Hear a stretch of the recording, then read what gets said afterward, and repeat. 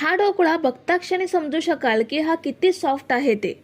मंडळी, सकाळच्या नाश्त्यासाठी 15 मिनिटात तयार होणारा पदार्थ असेल, घरी पाहुणे येणार असतील, छोटी मोठी पार्टी असेल किंवा नाश्ता सेंटरसारखा मऊ लुसलुशीत ढोकळा घरी बनवायचा असेल, तर आजच्या अगदी सोप्या पद्धतीने आणि घरच्या उपलब्ध साहित्यामध्ये गुजराती स्टाईल खमण ढोकळा आपण फक्त आणि फक्त 15 मिनिटात बनवून घेणार आहोत.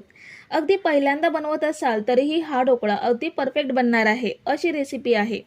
जाळीदार ढोकळ्यासोबत खाण्यासाठी आपण नाश्ता सेंटरसारखी कोथिंबीर पुदिनाची चटणी सुद्धा बनवून घेणार आहोत.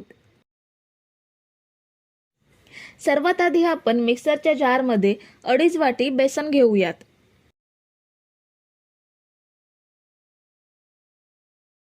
अर्धा चमचा चवीनुसार मीठ घ्यायचं आहे. 2 चमचे साखर घेऊयात. 2 तिखट हिरव्या मिरच्या उभ्या कापून घेतल्यात. अर्धा इंच आलं घेते.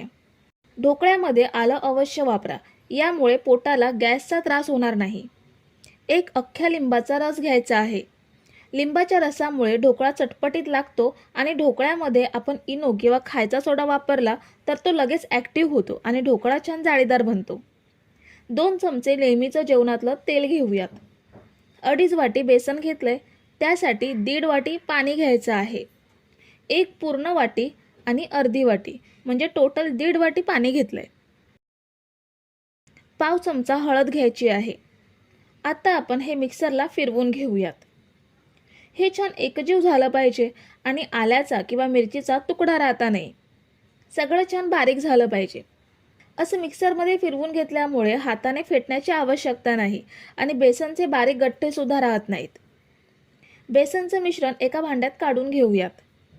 याची कन्सिस्टन्सी बघू शकता, खूप जास्त पातळ सुद्धा नाहीये आणि खूप जास्त घट्ट सुद्धा नाहीये. आता ह्यामध्ये आपल्याला इनोचं पूर्ण पॅकेट ॲड करायचं आहे. इनोऐवजी अर्धा चमचा खायचा सोडा सुद्धा वापरू शकता. इनो संपूर्ण मिश्रणामध्ये मिक्स करूयात.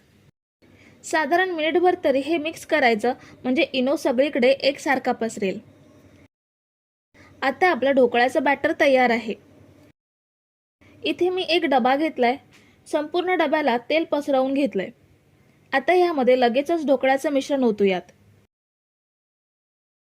इथे मी कढईमध्ये ढोकळा वाफवण्यासाठी पाणी घेतलंय. पाणी आपण आधी थोडा वेळ गरम करून घेतलंय. आता ह्यामध्ये डबा ठेवूयात आणि घट्ट झाकण लावून आपण हा ढोकळा 15 मिनिटे वाफवून घेऊयात. ढोकळा वाफेपर्यंत आपण ढोकळ्यासोबत खाण्यासाठी छान अशी चटणी बनवून घेऊयात. मिक्सर जारमध्ये 1 कप कोथिंबीर स्वच्छ धुवून कापून घेतली. कोथिंबीरच्या निम्मे पुदिन्याची पाने घ्यायची आहेत. त्याचसोबत घेऊयात 4 तिखट हिरव्या मिरच्या, 1 टीस्पून जिरं, 1 इंच आलं, 1 चमचा साखर, अर्ध्या लिंबाचा रस आणि चवीनुसार मीठ. आता थोडंसं पाणी घेऊन चटणी छान वाटून घेऊयात. ही बघा, आपली मस्त हिरवीगार चटपटीत चटणी तयार आहे. तर ढोकळा वाफवायला ठेवल्यानंतर 15 मिनिटं झाली आहेत. झाकण काढून चेक करूयात. हा बघा, ढोकळा खूप छान टम्म फुललाय. सुरी टाकून बघूयात.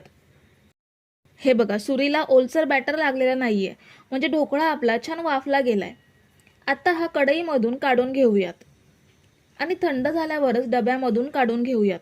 गरम असताना ढोकळा डब्यामधून बाहेर काढण्याचा प्रयत्न केला तर तो तुटण्याची शक्यता असते, म्हणून आधी थंड करून घेऊयात.